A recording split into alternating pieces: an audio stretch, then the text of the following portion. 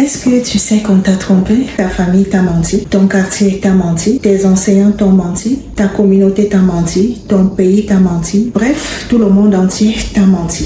Bonjour à tous, je suis Noël Nama. Je suis de base ingénieure informaticienne. Aujourd'hui, je suis une femme d'affaires. Je suis également consultante et coach certifiée en business, en développement personnel, en communication, en création de contenu et leur gestion. Je vais entretenir avec toi aujourd'hui une conversation qui va te choquer sur la richesse. Tout comme toi, j'ai cru aux mythes que nous entendons un peu partout depuis notre bas âge jusqu'à ce moment. Les mythes selon lesquels la richesse est accessible à certaines personnes. Mais il n'y a pas très longtemps, j'ai découvert le secret ou l'astuce que les riches utilisent pour pouvoir faire la différence. En fait, ce qui fait la différence entre le riche et toi, celui qui est vraiment riche, il pense totalement différemment. C'est pourquoi, dans cette conversation, je vais partager avec toi quelques astuces et conseils qui vont te permettre toi aussi de changer à partir de cet instant, de prendre la décision la plus forte de ta vie que tu n'aies jamais prise un seul jour,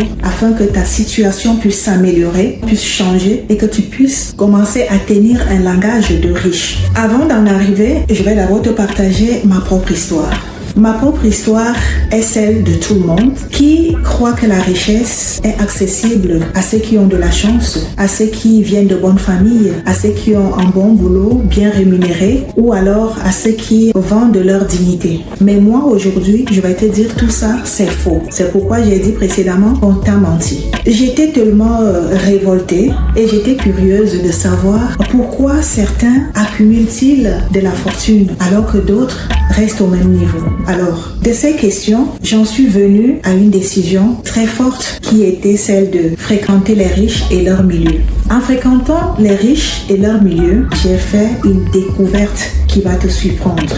En fait, les riches ont une éducation, ils ont une mentalité et ils ont des stratégies pour pouvoir générer de la richesse. Avant que je ne commence la démarche dans le processus de grandir financièrement, j'ai dû apprendre des riches qu'il y avait des mythes que moi-même je m'étais intériorisée par ce que disait la communauté, tout le monde autour de moi. Et je vais partager avec toi ces mythes que je veux absolument qu'en ce moment, tu arrêtes tout, que tu écoutes et que tu puisses les détruire toi aussi dans ta vie si tu veux accéder à la richesse. Alors, le premier mythe, c'est le mythe d'avoir un gros salaire. En fait, tel qu'on me l'avait dit, et j'ai cru, parce qu'on devient ce qu'on croit, qu'il fallait avoir un salaire astronomique pour pouvoir accéder à la fortune.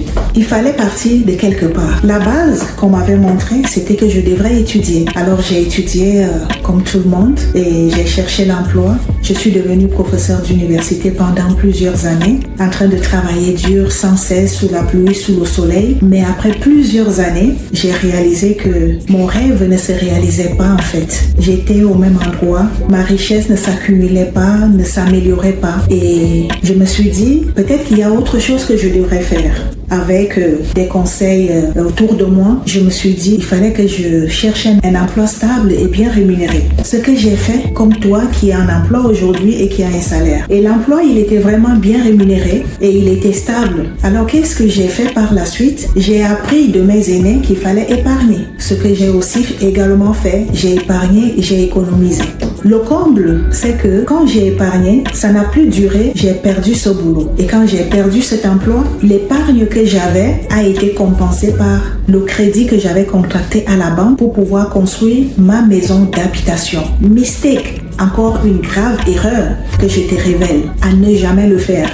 Épargner, c'est pas mauvais. Ça vient permettre d'augmenter ou alors de faciliter l'accession à la richesse ou à l'indépendance financière. Mais comme je n'avais pas encore la connaissance des riches, je suis donc allée épargner et pour moi, cette épargne devrait durer autant d'années que possible et que ça allait me permettre d'avoir la fortune que je voulais avoir. Et autre chose, je suis allée investir dans ma propre maison d'habitation. Ce n'est pas comme ça. Alors, quand je perds le boulot, parce que je fréquente les riches, je commence à vivre comme eux et je commence à réaliser que je devrais plutôt d'abord aller à l'école. Donc, je devrais apprendre un domaine qui me passionnait. Et au cours de cet apprentissage et de cette pratique, j'ai réalisé que l'épargne n'était pas mauvaise en tant que telle, mais plutôt niveau, il fallait que je fasse et l'épargne et l'investissement dans une seconde source de revenus qui devrait venir compléter mon salaire. Ou alors, au cas où je perdais cet emploi, qui allait me permettre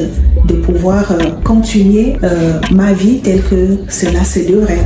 Alors, des riches, j'ai retenu la leçon selon laquelle il faut épargner, certes, mais il faut également investir et investir dans des domaines qu'on connaît et qui nous passionnent. Alors, autre mythe que j'ai eu à détruire dans ma vie, ou que j'avais d'abord, mais que j'ai eu à détruire dans ma vie parce que j'avais déjà appris ça de l'école des riches, c'était la chance. Oui, plusieurs parmi vous, on vous a longtemps dit que la richesse est une affaire, c'est une question de chance, c'est une question de bonne